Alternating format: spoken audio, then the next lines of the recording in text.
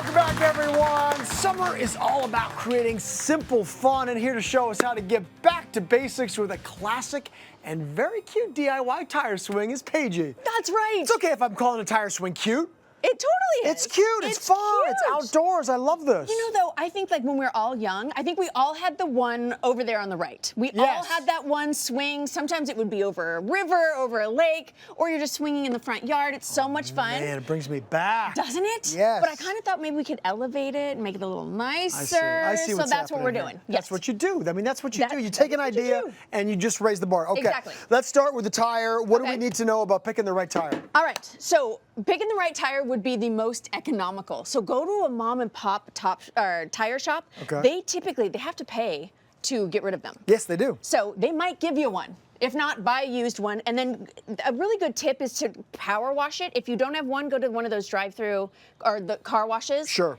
And just hit it because it was on the ground. Yeah, so you want to clean that first. Once you've got that clean, take a little bit. This is paint and primer in one, but I would say primer it, give it a little paint. You can use latex paint or you can use the spray paint. That's what I think it makes it look so cute. It does. By the way, that really adds a lot to it, putting a nice coat of paint on there too. Now, one of the trickiest things, especially with the version that you're doing here, is getting the ropes in the right place around the tire so it sits even, right? It's physics. Oh, it's and physics, geometry, and all stuff, of it. all that stuff I hated. And I said, I'll never use this, and I use it all the time. Okay. Just about every day. Yeah, just every day. Okay, the first thing you want to do is get a really strong nylon cord, and that's what we've done here. This is a 1/2-inch nylon cord. Good. We've taken, this is like any string. If you cut it, it's going to fray. Okay. So just add some tape around that. Got it. And then we are using something called the Crosby clamp. Okay. Let me show you. It's got like a little actually, we hold the Don't we have to put it through the tire first? No, we can put the other end through the tire. Oh, gotcha that. Yep, so this is gonna hold us here. I'm gonna show you one that's already done. Got it. See that there? So all you do. See that? There it is. Isn't that cool? Yep. So you take one side, you hold this one if you could. You got it. You take one side, you go over it. Okay.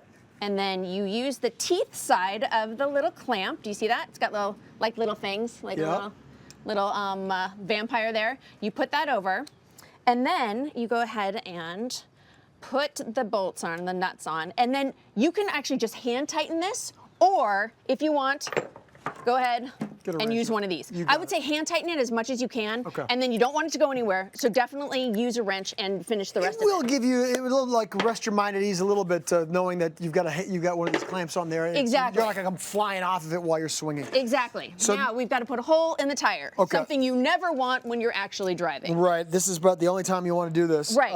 Okay. So what I've done here, this was when we were talking about math. We took the circumference and divided it into 3. Sure. So you have 3 separate ones. You got now, talking about the anatomy of the tire, this is the wall, this is the tread. We're going to go in between.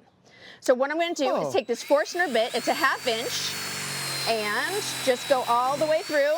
It'll get a little squirrely on you. Yeah. But it's okay. Once it gets going in there, it'll be fine, right? Woo! Can you see that? Burning rubber. Yeah, you can smell it. Yep. Woo. Now, you just do this for about 3 more minutes and we'll be fine. Why don't you go inside, do something with Debbie. Fast forward, there we go. Woo! Look at that. Okay. So obviously you keep going through that all the way through. You put the other side of the rope through. And then you make a knot. Ooh. And a lot of people, it smells like burned rubber, doesn't it? Like we were in a street race. Okay, you can do any kind of knot that you want on this. What I like is this one. It's nice and tight because when you pull more, it tightens more. Okay. And that's what you want. That was pretty smooth, by the way, Paige. Nicely done.